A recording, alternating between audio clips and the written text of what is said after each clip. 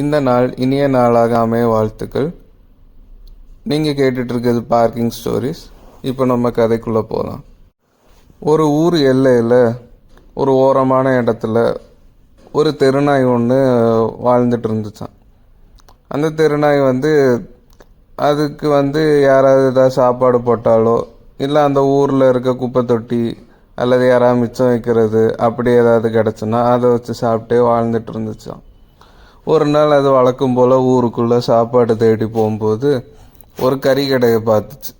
அந்த கறிக்கடையில் நல்லா ஜூஸியான நல்ல சிக்கனு மட்டனு எல்லாம் அவன் வெட்டி தொங்க போட்டுருந்தான்.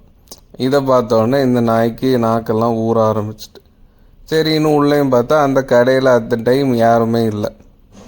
சரி உள்ளே போய் பார்ப்போன்னு போய் பார்த்தா எல்லாமே ஹைட்டில் தொங்க போட்டிருந்துச்சு. இதால் அதெல்லாம் எடுக்க முடியலை. அப்படியே கொஞ்சம் அந்த இடத்த வெளியே உள்ளேயுமா சுற்றும்போது கடைசியில் பார்த்தா ஒரு ஓரமாக ஒரு எலும்பு துண்டு கிடந்திருக்கு. அந்த எலும்பை பார்த்தோன்னே இந்த நாய்க்கு இன்னும் எச்சில் விட ஆரம்பிச்சுட்டு அப்பாடா நமக்கு ஏதோ ஒன்று கிடச்சிட்டுன்னு சொல்லி அந்த எலும்பை எடுத்துட்டு இந்த எலும்பை நான் தனியாக போய் ஓரமாக ஒரு இடத்துல உட்காந்து நல்லா ரசித்து ருசித்து கடிக்க போகிறேன் அப்படின்னு சொல்லிட்டு அந்த எலும்பை எடுத்துகிட்டு போக ஆரம்பித்தது. சரி நம்ம பக்கத்தில் இருக்க காட்டுக்குள்ளே போவோன்னு அந்த காட்டுக்குள்ளே போய் ஒரு ஆறு வரும்போது அதை நம்ம கடக்கலான்னு சொல்லி கிடக்கும்போது திடீர்னு கீழே பார்த்தா அதுக்கு ஒரு ரிஃப்ளெக்ஷன் தெரியுது. தண்ணியில் நம்ம மூஞ்சியை காட்டினா நம்ம மூஞ்சியை நமக்கு தெரியும்னு நாய்க்கு தெரியாது. நாய் அந்த தண்ணியை பார்த்துட்டு தண்ணிக்குள்ளே ஒரு நாய் இருக்குது, அந்த நாய்க்கும் நம்மக்கிட்ட இருக்கிற மாதிரி ஒரு நல்ல டேஸ்டான எலும்பு துண்டு இருக்குது, நம்ம அதையும் எப்படியாவது எடுக்கணும்னு சொல்லி அந்த நாயை பார்த்து இந்த நாய் குலைச்சிருக்கு. ஆனால் அந்த தண்ணியில் இருக்க நாய் இல்லையே, இதோட ரிஃப்ளெக்ஷன் தானே.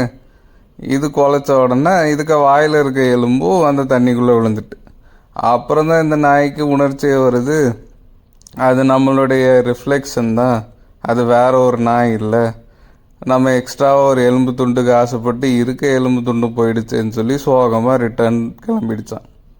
இந்த கதையிலேருந்து நம்ம தெரிஞ்சுக்க வேண்டியது என்னென்னா, பேராசை பெருநட்டம்.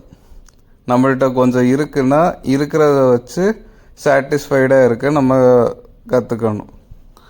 எப்போவுமே இன்னும் நிறைய வேணும்னு இருக்கிறதோட அருமையை தெரியாமல் நம்ம நடந்துக்கிட்டோன்னா இப்படி தான் நமக்கு ஆபத்தில் அது போய் முடியலாம்.